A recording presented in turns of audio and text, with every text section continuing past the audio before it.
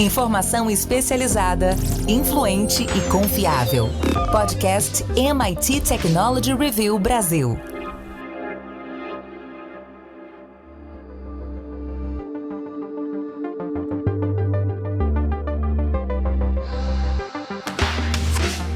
Olá, sou André Miceli e esse é mais um podcast da MIT Technology Review Brasil. Hoje, eu, Rafael Coimbra e Carlos Aros vamos falar sobre a nossa edição número 5, que trata de como prever o futuro.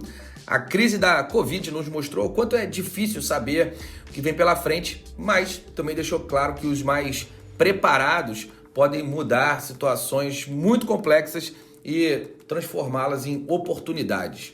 Antes de começar, quero agradecer os nossos patrocinadores SAIS e Salesforce. Você que nos ouve, vai lá em www.mittechreview.com.br para ver e baixar os estudos e outras publicações muito legais que a gente fez juntos.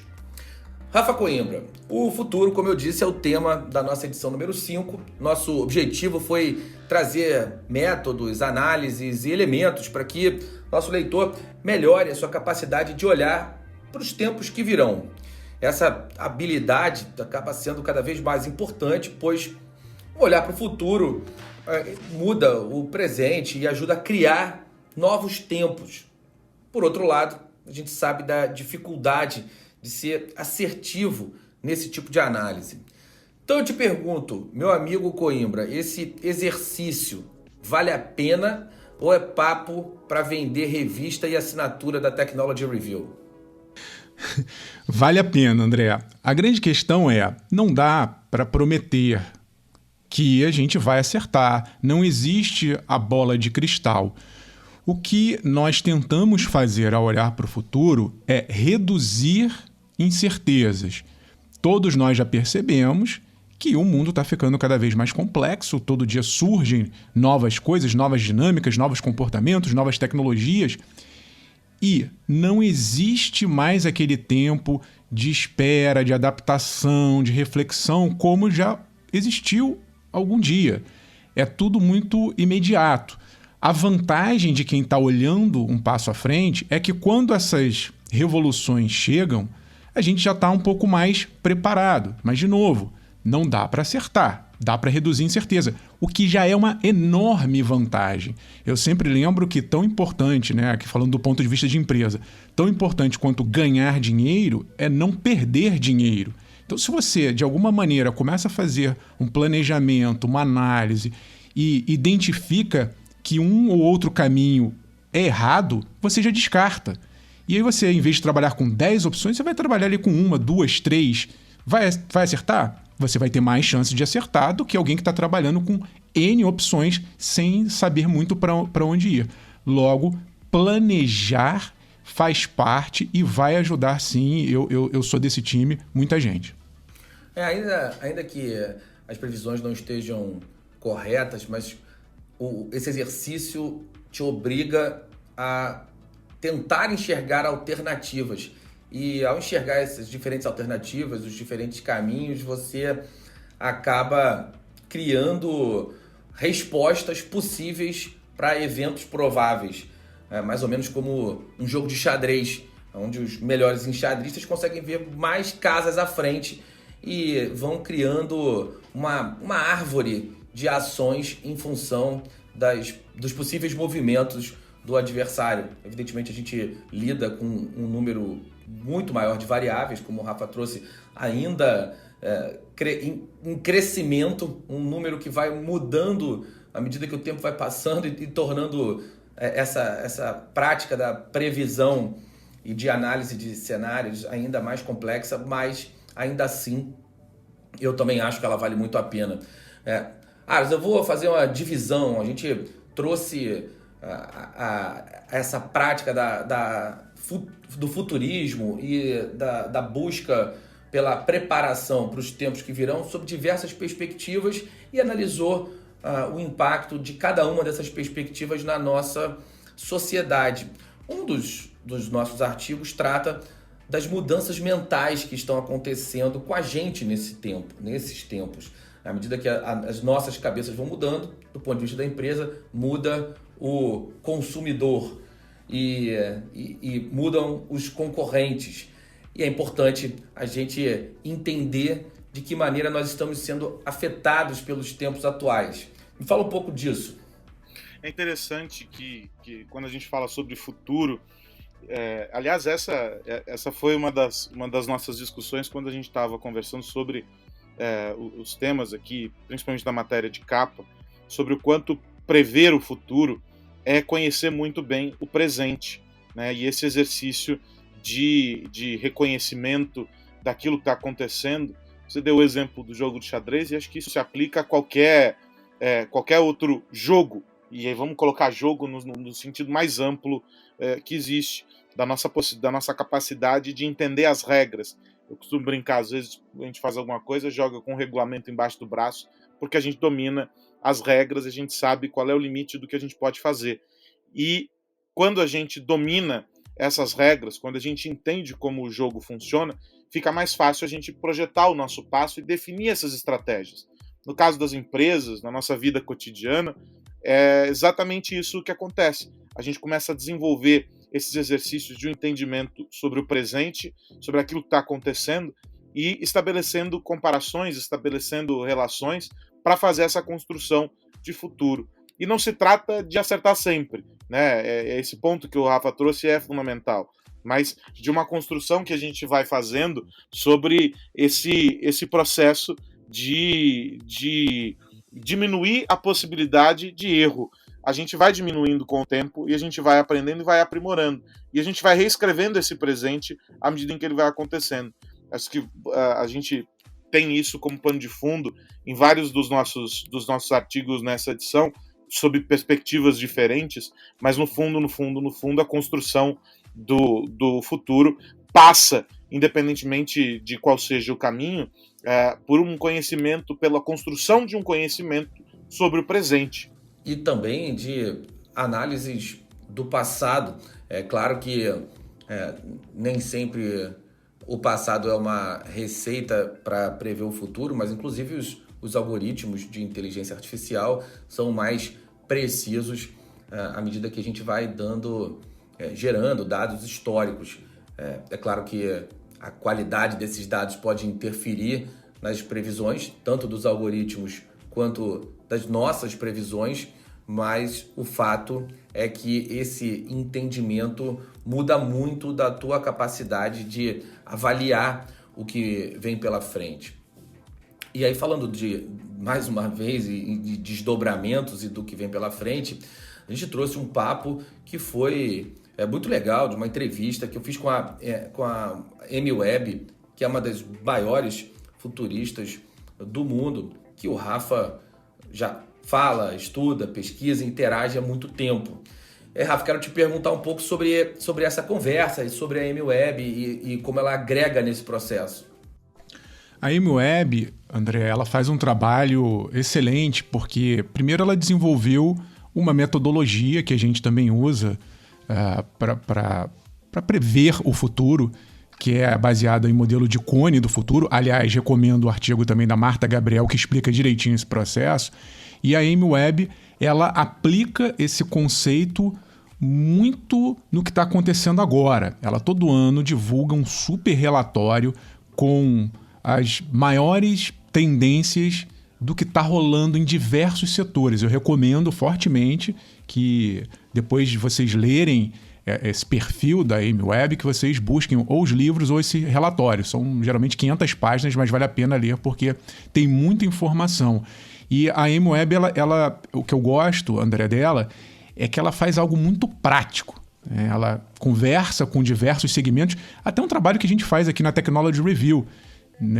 A gente mistura um pouco da teoria, mas vai ali e conversa com quem está fazendo, com quem está metendo a mão na massa. E esse retorno, essas informações de quem está fazendo são extremamente relevantes, porque são essas pessoas que estão construindo o futuro, agora no presente, como o Carlos Aros falou. É legal essa dica do relatório, ela faz anualmente e dá para baixar, ela tem muito material que é gratuito, então para quem ouve é uma dica interessante também acompanhar o material que ela faz. Aros, uma das questões que podem impactar o futuro é a alimentação. A gente falou sobre esse assunto, o que a dieta e a tecnologia têm a ver uma com a outra e de que forma isso vai ajudar a construir o ambiente de negócio, o ambiente da sociedade em geral.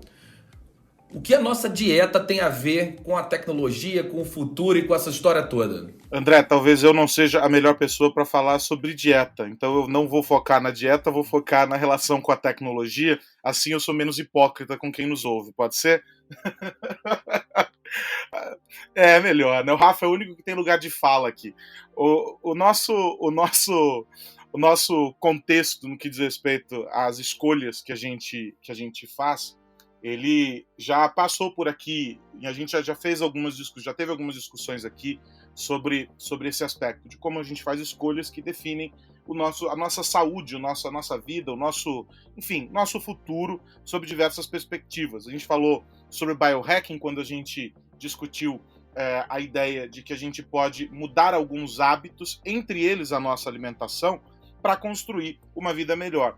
Mas não necessariamente quando a gente fala de dieta, a gente está falando sobre um benefício apenas para o indivíduo do ponto de vista da saúde. Vamos combater doenças, sei lá, obesidade, vamos combater diabetes, doenças cardíacas, enfim. Não, no fundo, a gente está falando sobre um contexto muito maior. E é nesse ponto em que a gente reúne tudo isso nesse artigo que está nessa edição da TR. A gente mostra como a produção de alimentos vem se tornando cada vez mais próxima de um universo altamente tecnológico. Antes era aquela coisa lá, vamos colocar na horta, vai nascer um pé de alface e esse pé de alface vai para a mesa das pessoas. Não. Houve uma transformação muito profunda na forma como os alimentos são produzidos, como os alimentos são preparados e, inclusive, sobre como os alimentos são vendidos. E todo esse processo passa pela construção de um novo sistema de produção que beneficie mais nutrição. A gente consegue hoje identificar regiões do globo onde há deficiência de determinados tipos de vitamina, proteínas e etc. E a gente pode suprir isso por meio de alimentos que hoje passam por processos de desenvolvimento científico. A gente pode também trazer a dieta como benefícios para o meio ambiente. A gente pode reduzir, de alguma maneira, com essas novas formas de produção, o impacto ambiental, redução do consumo de água ou de defensivos e por aí vai. Do lado das transformações que envolvem o indivíduo, a gente está falando sobre alimentos que, por mais que as pessoas talvez, na maior parte dos casos, ignorem, são alimentos que, uma vez escolhidos, e na construção, óbvio, não é o alimento apenas, e a gente volta para o tópico do biohacking, não é o alimento apenas, mas quando a gente junta a alimentação pensada desta forma a outros hábitos, a gente pode sim eliminar ou diminuir a chance de desenvolver algumas doenças. E do ponto de vista de desenvolvimento de negócios, o que a gente assistiu foi, ao longo dos últimos anos, e talvez de 5 anos para cá isso se tornou mais evidente, a gente tem plataformas de venda que priorizam questões como a qualidade, a saudabilidade desses alimentos. E aí a gente teve isso tudo por meio de aplicativos, de plataformas online, uma customização desse processo que antes era vamos para o mercado, vamos encher um carrinho e vamos embora. E a gente começou a criar empresas talvez menores, mas que conseguem se conectar com essas comunidades. Tudo isso por meio de plataformas digitais. Ou seja, há uma preocupação que passa por desenvolver alimentos mais nutritivos, menos nocivos à saúde, a criação de um sistema produtivo que privilegia o meio ambiente, a gente sabe que essa é uma necessidade importante para garantir o futuro, e a necessidade de conectar essa produção mais saudável às pessoas. E daí a parte de entrega, de distribuição disso, seja pelo varejo, qualquer outro caminho que se entenda, é fundamental. A gente tem um caso que eu pessoalmente gosto muito, conheci já faz bastante tempo, quando a gente ainda nem discutia esses assuntos com os termos que a gente usa hoje, que é o do arroz dourado, que foi desenvolvido por pesquisadores para atender as deficiências nutritivas de uma determinada região na África. E eles conseguiram fazer com que o arroz, uma porção desse arroz, tivesse o cardápio ali de itens que talvez, de outro modo, aquela população não pudesse colocar na mesa como nutriente, porque não tinha acesso a outros alimentos que fornecem esses nutrientes. Então, a gente está falando essencialmente sobre usar tecnologia para desenvolver, para construir uma dieta que seja muito mais amigável, muito menos nociva. Tudo isso é importante incluir nessa conta, pelo menos para mim esse é um ponto importante, André, sem que esses alimentos percam o sabor. Eles também têm que ser gostosos, assim como tudo aquilo que a gente sabe faz mal. Para mim também, Carlos Aros. Bom, vou rapidinho aqui pro fim dessa parte falar sobre o fim. Rafa, a gente traz também uma questão sobre a nossa relação com a morte. E a gente vai deixar de morrer, é isso? Já deixamos, né? Hoje a gente tem aí um legado digital, digamos assim, que está sendo perpetuado, ou porque nossas redes sociais ficam, não vou dizer para sempre, porque muitas delas já deixaram de desaparecer, mas nós digitalmente vamos construindo a nossa história e essa história muitas vezes fica na rede. E há, inclusive, outras empresas que investem em tecnologias para recriar essas identidades mesmo depois que a pessoa já morreu. Dá para, com o uso de inteligência artificial, recriar voz sintética, recriar padrões de comportamento. Talvez a gente nunca chegue, pelo menos no curto prazo, a reproduzir uma pessoa como ela era, mas eu imagino que no futuro isso seja possível. Nós vamos ter sensores, monitoramento o tempo inteiro de todos nós, e em algum momento as máquinas vão entender esses padrões e vão recriar uma espécie de um holograma, um avatar, seja lá o que for, como se nós fôssemos congelados, né, no tempo e reproduzíveis quando e onde as pessoas depois quiserem. Esse é a imortalidade digital, mas a gente também aborda um pouco a imortalidade genética, né? Tem várias evoluções que estão acontecendo nesse exato momento. O Aros falou um pouco da parte da agricultura, dos alimentos, mas os nossos cérebros, os nossos corpos estão sendo modificados por meio de avanços da genética e talvez a gente vá viver, não sei se para sempre, fisicamente, mas por mais anos, sim, essa é uma expectativa pro curto e médio prazo. É isso. Bom, muitas outras coisas, essa edição ficou muito legal, e aí só lendo, não tem jeito, nosso tempo desse bloco acabou, e aí antes de virar a chave, a gente vai para a nossa nova tradição, que é o momento de segurança digital oferecido pela Embratel. Vamos lá.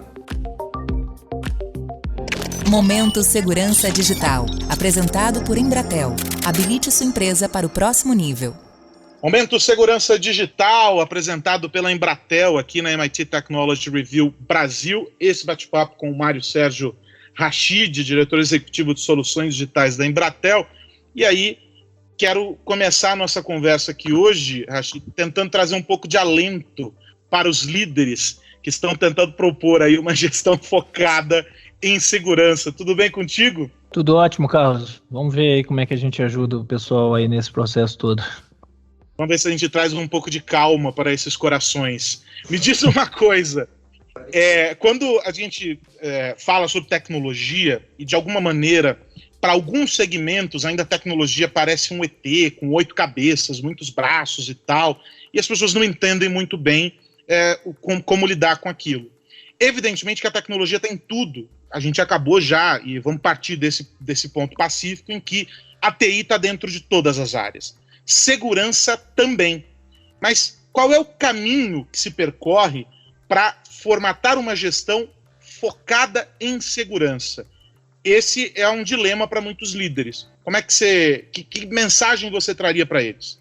Pois Carlos, concordo. Eu acho que assim, esse é um dilema. Um dilema porque quando você fala em uma gestão focada em segurança, a primeira impressão que você tem é que você vai parar tudo, travar todos os aspectos, processo dentro da empresa, e não é bem isso, né?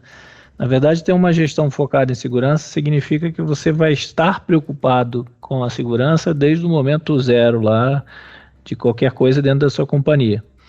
E isso é um passo, você tem que fazer isso passo a passo.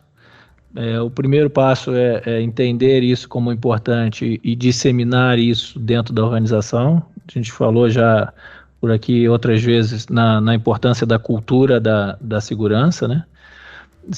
Quando você dissemina a cultura, naturalmente você vai colocar um foco em segurança para toda a organização. E o segundo passo é ter uma política de segurança que faça isso, né? Que garanta que você vai ter os softwares dentro da sua companhia atualizados, com todos os requisitos de segurança descritos por eles funcionando lá e ativos. Você vai ter o time naturalmente tratando todos esses aspectos de segurança. Então, assim, esse é um processo. O foco em segurança é um processo que tem que ser mantido dia após dia, né? Então, uma coisa que me chama a atenção há alguns anos atrás se media a segurança pelo tamanho do investimento, mas na verdade a conta é ao contrário, né? A ideia é que a segurança mostre para você que aquele investimento vale pelo tanto que você não perdeu de dinheiro. E essa é uma boa forma de convencimento, principalmente para as lideranças que não estão vinculadas às áreas de tecnologia, né? Exatamente. Cada vez mais, toda vez que você mostra o quanto você pode perder ou deixar de ganhar por você não ter feito algum processo de segurança, você ganha força, né? E infelizmente, né, e aí talvez pode ser uma coisa da nossa cultura aqui do Brasil, você só se atenta para alguma coisa quando a coisa passa perto de você, né? Ou seja, nessa pandemia a gente viu muitas empresas sendo atacadas, tendo problemas de segurança, e isso gerou um alerta, uma comoção no mercado grande, que fizeram com que todas as empresas procurassem melhorar seus processos, sua política, ter o foco em segurança. É claro, de novo, você tem vários estágios aí, isso tem que ser uma coisa dos líderes da organização, não pode ser coisa dos funcionários, tem que ser uma coisa dos líderes e que a empresa entenda isso como importância. Quando você faz isso, não necessariamente você vai estar gastando muito mais do que você já gastava, você vai estar gastando melhor. E melhor significa ter melhor segurança, né? Não à toa que entre os temas priorizados aí por CEOs em levantamentos recentes está a segurança, como um tópico de direcionamento aí de investimentos importante para 2021, quando a gente estava falando lá no final de 2020, mas olhando agora já 2022, ou seja, o entendimento de que nesse pacotão a segurança tem que estar presente e cada vez mais terá. É por isso que cada vez mais eu e o Rashid vamos estar aqui falando sobre segurança digital no podcast MIT Technology Review Brasil. Rashid, semana que vem a gente volta para mais discussões aqui sobre segurança e como as empresas podem pensar e praticar mais e melhor tudo isso. Combinado, Carlos. Estaremos aqui. Um abração. Abraço. Ponto final em mais um Momento Segurança Digital aqui na MIT Technology Review Brasil. Você sabe, esse nosso espaço, essa nossa discussão semanal sobre cybersecurity é apresentado pela Embratel.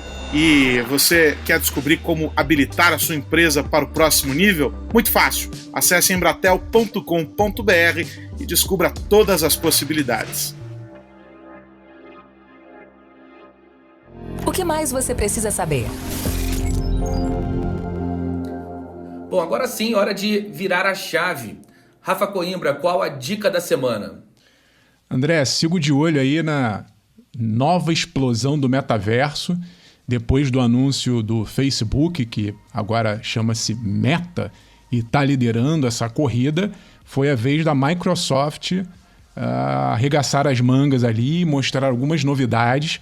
Estão trabalhando em desenvolvimento de algo muito parecido com o que o Facebook fez no ambiente de trabalho, né? A Microsoft tem a sua própria plataforma, Teams, e criou ali uns avatares 3D, muito, muito, muito parecido com o que o Facebook fez.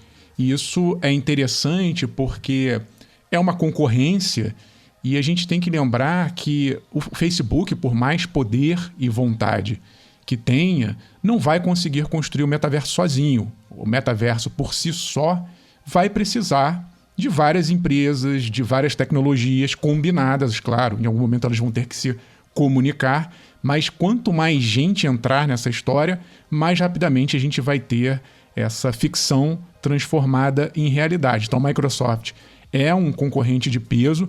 Eu fico esperando e me surpreendo que outras gigantes não tenham também já anunciado movimento nesse segmento. Por exemplo, Apple e Google são duas empresas que eu esperava que já estivessem trabalhando nesse sentido, mas acho que é uma questão de tempo. Quando a coisa realmente engrenar, nós teremos aí uma briga de titãs, não apenas no mundo 2D, mas também nesse mundo imersivo 3D do metaverso.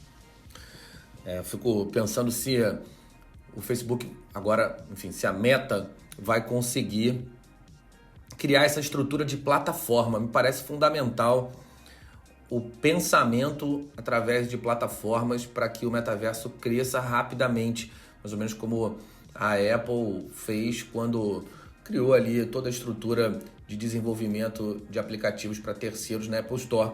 É difícil imaginar uma empresa só dominando com a proporção que o Zuckerberg quer esse novo ambiente. A gente precisa de plugins, aplicações específicas, alguns temas, e sem o mundo contribuindo vai ficar difícil uma empresa só, por mais poderosa que ela seja, construir tudo que dá para fazer, ou pelo menos num bom espaço de tempo.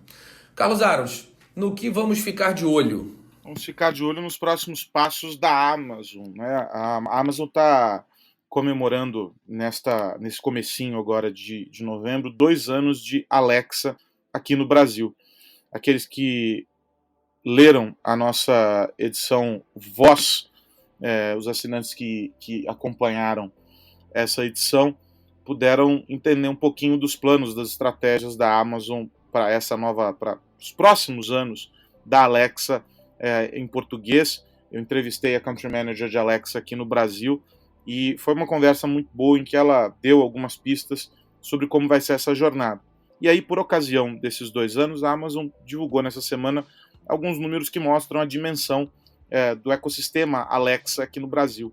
É impressionante como cresceu o desenvolvimento de aplicações, como a interação das pessoas com comandos simples, com aspectos muito cotidianos dessa relação com a máquina, como tudo isso foi se tornando cada vez mais natural. Então, números que mostram a quantidade de bom dia, Alexa, e por aí vai.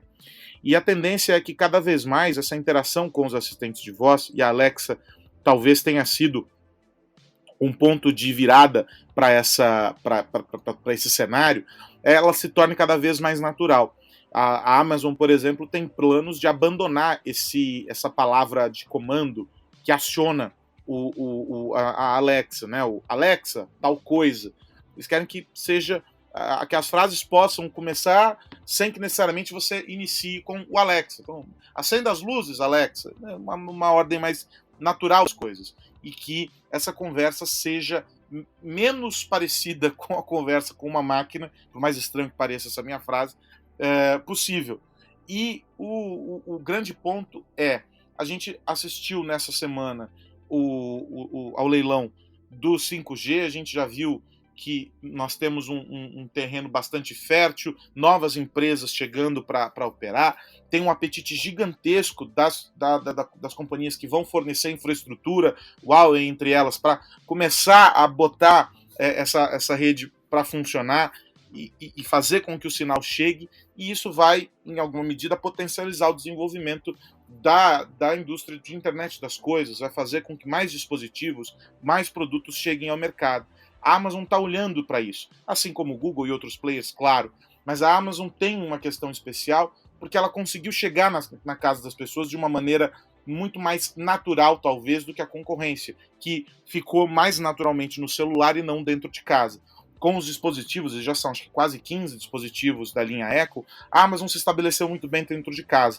Nos Estados Unidos, o selo de compatibilidade com a Alexa na caixa de um produto faz com que o potencial de venda dele aumente. As pesquisas têm mostrado isso. Logo, é importante a gente perceber que, para eles, esse novo cenário aqui no Brasil é muito estratégico.